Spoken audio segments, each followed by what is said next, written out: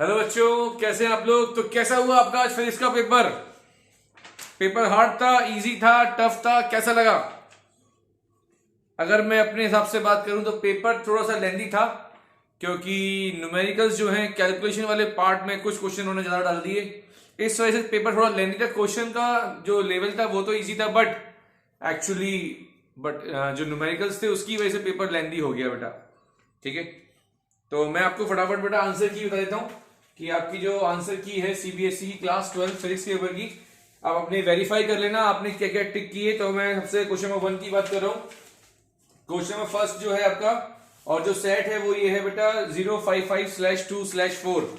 तो उसका first option C है। ठीक है, a negatively charge object x is repelled by another charge object y. तो इसका करेक्ट ऑप्शन सी है। ठीक, न्यूट्रल और पॉजिटिवली चार्ज। क्वेश्चन नंबर 2 जो है, in an experiment 3 microscopic letter spheres are spread into a chamber. इसका correct option बेटा B है। इसमें नेट चार्ज देखना था आपको कि नेट चार्ज क्या हो सकता है, तो नेट चार्ज 5 आना चाहिए था। तो बी वाले ऑप्शन में नेट चार्ज 5 बच रहा है बेटा। +6 + 6 -7, तो 12 - 7 5 आएगा बेटा इसका आंसर नेट चार्ज का। बट करेक्ट ऑप्शन इसका बी होगा बेटा। ठीक, क्वेश्चन नंबर थर्ड तो बहुत सिंपल था बेटा। Q इक्वल्स टू एनी लगाना था आपको और 1 कूलम से माइनस करना था। इसको गेन किया तो इलेक्ट्रॉन पे चार्ज, जो इलेक्ट्रॉन लेती है उस पर नेगेटिव चला जाता है, इसलिए आपको 1 में से 0.8 माइनस करना था। तो आपका आंसर रहता बेटा थर्ड का डी। फोर्थ का तो बहुत सिंपल है, किरचॉफ का पहला रूल कंजर्वेशन ऑफ चार्ज को और सेकंड कंजर्वेशन ऑफ एनर्जी को। क्वेश्चन नंबर 5 ये एनसीईआरटी का साइंस का टेक्स्ट बुक क्वेश्चन डाल दिया उन्होंने। ठीक है, इलेक्ट्रिसिटी चैप्टर का। तो अगर आपने कभी किया हो क्लास 10 का ये वाला क्वेश्चन एनसीईआरटी याद हो तो आपको सीधा आंसर 25 वाट टिक करना था। 5th का ए हो गया। नेगेटिव टेम्परेचर कोफिशिएंट सेमीकंडक्टर का होता है, तो 6 का सी हो गया। ठीक है बेटा। 7th में जब आप डायरेक्शन चेक करेंगे तो सेकंड वाले रीजन में सबसे स्ट्रॉन्ग आपको डायरेक्शन मिलेगी मैग्नेटिक फील्ड की, तो 7 का बी हो गया। 8th का इसको अगर आप सॉल्व करेंगे सीधा फॉर्मूला लगेगा μ0/4π2I1I2 आर। तो यहाँ पे फॉर्मूला लगाएंगे तो 8 का आंसर आ जाएगा आपका डी। 9th का बेटा यहाँ पर आंसर आ रहा है D. High resistance is volt meter को यूज करने के लिए हाई रेजिस्टेंस इन सीरीज में लगाते हैं वोल्ट मीटर बनाने के लिए। The magnetic field at the centre, circular loop की मैग्नेटिक फील्ड और उसकी एक्सियल लाइन की मैग्नेटिक फील्ड को डिवाइड करना था आपको। तो इसका आंसर 2 आ जाता बेटा। 2√2 आंसर आया था। कितना? 10th का ए 2√2। क्वेश्चन नंबर 10 अगेन यहां पर जो सेल्फ इंडक्टेंस दे रखा था आपको, एन की वैल्यू दे रखी थी, एल दे रखा था। अगेन 500 टन्स के लिए अगर बात करें सेम लेंथ की, सेम रेडियस के लिए, तो सेम मीडियम के लिए क्या पूछा था, वो सेल्फ इंडक्टेंस पूछा था। तो 11th का बेटा इसको सॉल्व करते हैं इसको डिवाइड करके, तो 11th का डी 75 मिली हेनरी आंसर आता।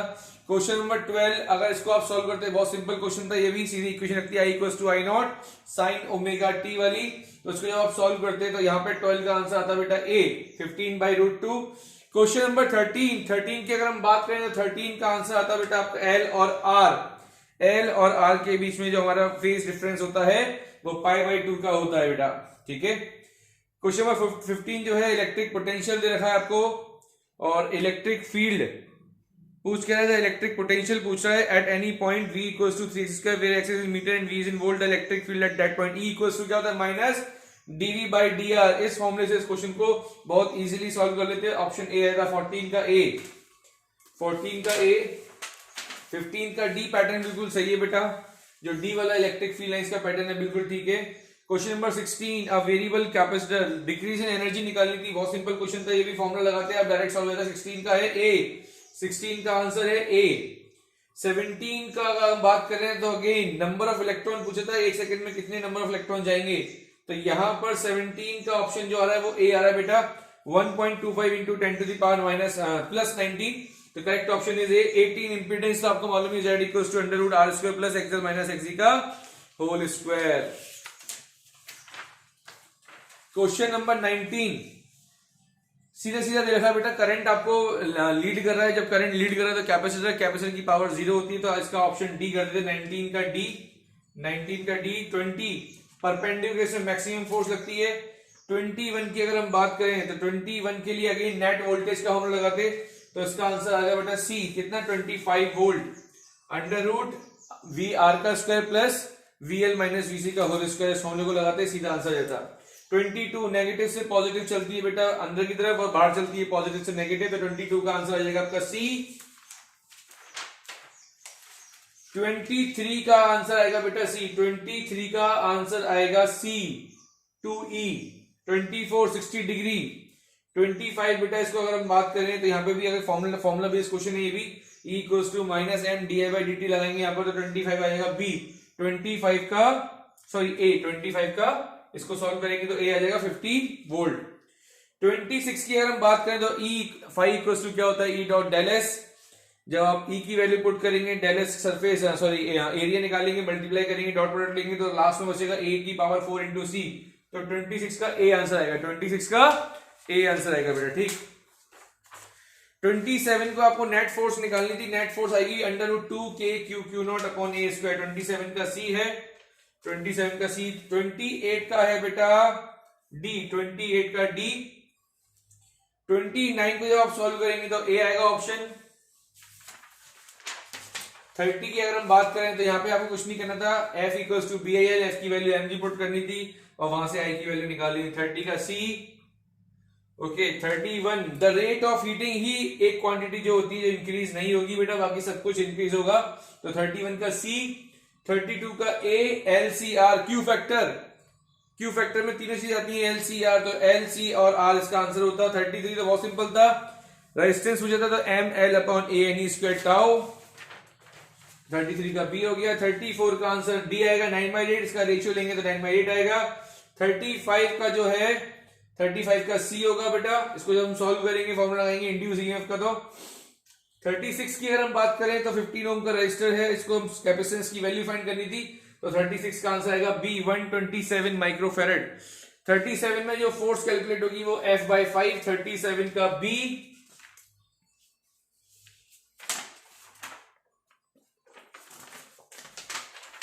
38 में जब आप डिस्टेंस चेक करेंगे, sorry if the potential difference अगर आप फाइंड करेंगे R2 की वैल्यू 0, तो R जो आएगा वो आपका R2 माइनस R1 आएगा। 38 का बी हो जाएगा। 39 का आंसर आएगा बेटा C, the tangent at a point on a magnetic field line represent the direction of magnetic field, ये करेक्ट होगा बेटा आपका। इक्विवेलेंट रेजिस्टेंस जब आपने फाइंड किया हुआ था 40 का डी 2/3 ऑफ R। 41 का आएगा बेटा D n cross B and 0। 40 का डी, सॉरी एक मिनट, 41 का 39 का सी है, एक बार चेक कर लेते हैं एक बार और। 39 का सी, 40 का डी एंड देन 41 का सी, 0 एंड 0, टॉर्क भी 0 होगा, नेट फोर्स भी 0 होगा। 42 का आंसर आ रहा है बेटा ए 97.9। 43 का आंसर आ रहा है अपना B 0.4 ampere, core of transformer D eddy current. 45 में ऑप्शन आ रहा है D A is false and R is false. Negative charge in electric field moves along the direction of electric field, नहीं बेटा गलत है। और रीजन जो है negative charge force act in the direction of electric field, reason भी गलत है इसका। 46 the poles of a bar magnet, 46 का ए, दोनों बात सही है। 47 का भी ए, व्हेन अ रेडियस, यही बात सही है। 48 का है सी, इसका it means A is true R is false. 49 का है डी, दोनों फॉल्स है। इस टाइप ऑफ ट्रांसफार्मर को हम यूज कर सकते हैं बेटा। और transformer works only in one direction, no बेटा ये भी गलत है। 50 question number 50, equipotential at a large distance from a collection of charges whose total sum is not 0, A 50 का ए आएगा बेटा।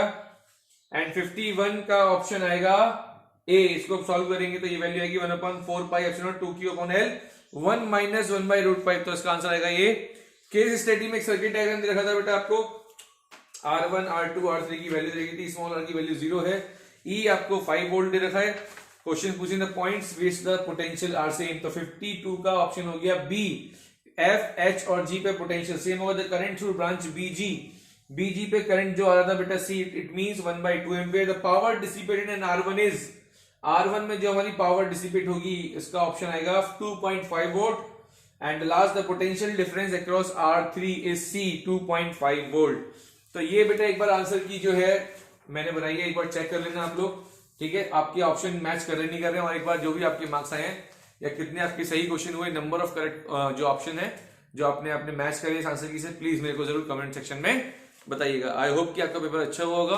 अगर नहीं हुआ तो कोई टेंशन वाली बात नहीं है, टर्म 2 अभी हमारे पास, टर्म 2 में मेहनत करेंगे और ठीक है बट अब टर्म 2 में मेहनत करनी पड़ेगी क्योंकि 2 से 3 महीने का समय बचा है बेटा आपके पास।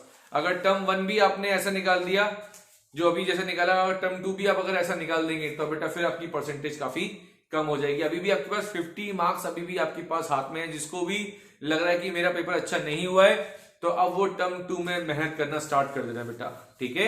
अभी भी आपके हाथ में 50 मार्क्स है, उसको अच्छा स्कोर कर सकते हैं, ठीक है बेटा। ओके बेटा, बाय बाय।